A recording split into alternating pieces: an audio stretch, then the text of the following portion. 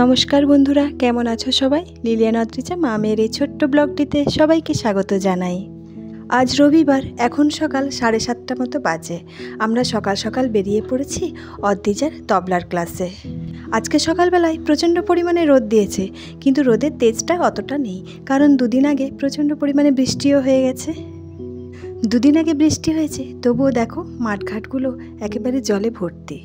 এখনও পর্যন্ত দূরে দূরে মাছ ধরাও চলছে। তবে এত বৃষ্টি হওয়ার পরেও গরমের ভাবটা একটুও কমেনি। আমরা সকাল সকাল সবাই মিলে বেরিয়ে পড়েছি।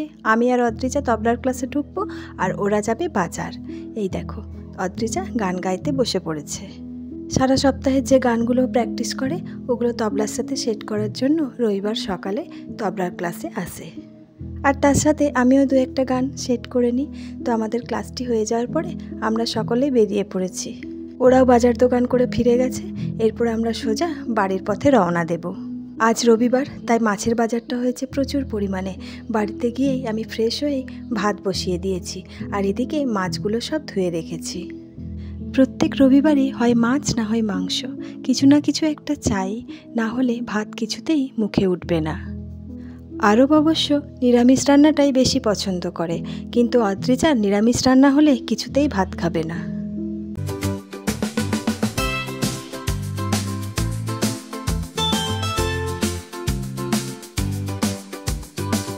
মাছের পাশাপাশি আবার সবজিও রান্না করতে হবে, তাই তাড়াতাড়ি করে রান্নাটা বসিয়ে দিলাম। রবিবারের দিন সবাই একসাথে বাড়িতে থাকে, তাও দেরি হয়ে যায়।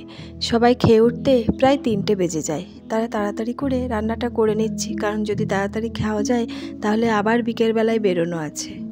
আমি শনিবারটা ছুটি পাই বলে, আর অদ্রিজা বাড়িতে থাকে না বলে, বাড়ির ছোটোখাটো আমার কাজকর্মগুলো আমি শনিবারই সেরে নিই, কারণ রবিবার দিন আমাদের বেশিরভাগ সময়টাই বাইরে বাইরে কাটে। এই দুপুরবেলাটায় একটু রান্নাবান্নার খাওয়া দাওয়া ছাড়া সকালবেলাটায় আর বিকেলবেলাটা পুরো বাইরে বাইরেই কেটে যায়। একের পর এক মাছের আইটেম চলছে। এখন মাছের তেলটা আমি ভালো করে ভেজে নিচ্ছি।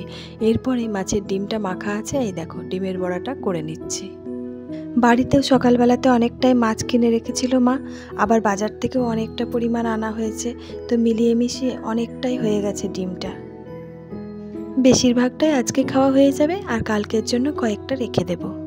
তবে অবশ্য কালকে আবার সোমবার, আমি খাবো না, তাই আমি যা পারবো আজকেই খেয়ে নেব। আর মাছ রান্নার পাশাপাশি বাড়িতে সবজি একটা হবেই, তাই পটল কুমড়ো সমস্ত কেটে নিয়ে একটা সবজি বসিয়ে দিচ্ছি। কারণ অদ্রিজা আর ওর বাবা দুজনই বেশি মাছ মাংসটা পছন্দ করে, বাকি আমরা সবাই একটু না একটু সবজি চাই। আর আরবের মতো আমারও নিরামিষ রান্নাটাই বেশি পছন্দের। তবে আরেকটা কথা কি জানো তো, এই শনিবার আর রবিবারটায় আমি ভালো করে মন দিয়ে রান্নাবান্নাটা করতে পাই, কারণ বাকি দিনগুলোতে ফিরতে ফিরতে আমার অনেকটাই দেরি হয়ে যায়। মা কাটাকাটি বাটাবাটিগুলো করে রাখে, আমি এসে পরে চাপিয়ে দিই। আরেকটা কথা কি জানো তো, রান্নাবান্নাটাও তো একটা শিল্প, তাই ভালো করে মন প্রাণ দিয়ে যদি না করি তাহলে সেটা টেস্টও আসে না। কখনো কখনো যখন তাড়াহুড়ো করে করি স্কুলের দিনগুলোতে, তখন খুব একটা ভালো রান্নার হয়ে ওঠে না। তবে অনডেগুলোতে খাওয়ার দিকে অতটা মনও থাকে না, কাজের দিকেই মনটা চলে যায়। কাতলা মাছের ঝোলটা হয়ে গেল, এরপর পমফ্রেট মাছের ঝালটা হচ্ছে। তবে মাছ এলে বেশি রান্না করতে হয়, মাংস এলে যে কোনো একটা আইটেম করে নিই। আর আমি অবশ্য শখ করে একটু চিকেন এলে মোমোটা বানিয়ে রাখি। মাছের ঝামেলাটাই খুব বেশি।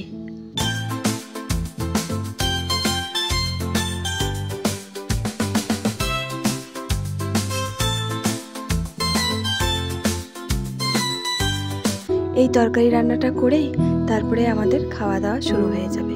খাওয়া দাওয়ার পরে একটু সামান্য রেস্ট নিয়েই সোজা আমরা রেডি হয়ে দেখো বেরিয়ে পড়েছি আবার বিকেলবেলায়। এখন যাব অদ্রিজার নাচের ক্লাসে। অদ্রিজা ওখানে নাচ করতে ঢুকে পড়বে, তারপরে আমি সোজা চলে যাব আমার গানের ক্লাসে। সেই একই রাস্তা একই পথ, কিন্তু তোমরা হয়তো লক্ষ্য করেছো পথগুলো একই রকম লাগে, কিন্তু এগুলো সেরকম একই রকম না। তার কারণ সব জায়গাতেই এখানে মাঠ আর গাছে ভরা, আর আকাশে আছে প্রচুর পরিমাণে মেঘ। জানি না কখন ঝমঝম করে বৃষ্টি পড়বে, মাথায় মেঘ নিয়েই বেরিয়ে পড়েছি। একটুখানি মাঠঘাটটা পেরিয়েই আরেকটি ভালো রাস্তা, যেদিকে প্রচুর গাছ আছে আর ঘরবাড়িগুলো আছে অনেক ভেতরে ভেতরে। এই রাস্তাটা দিয়েই আমরা স্কুল যাওয়া আসা করি।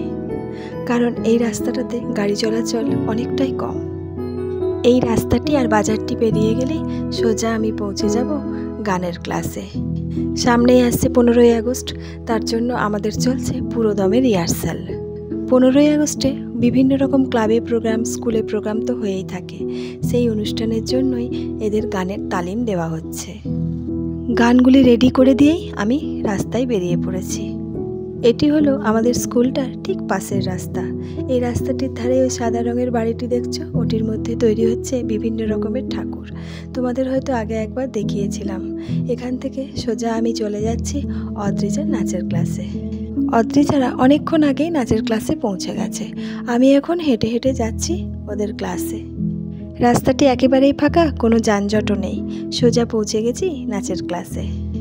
এখানে অদ্রিজা প্র্যাকটিস করছে, আর ওই দূরে আরব বসে আছে।